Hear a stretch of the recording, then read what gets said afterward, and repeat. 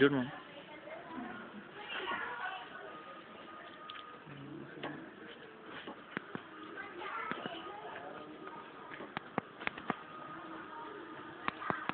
మా ఉండలేము అక్కడ మనం కొట్టే వారం. ఏంటిది ఫోటో కాదు వీడియో. దేనికో లైటింగ్ వల్ల బాగుంటుంది కదా.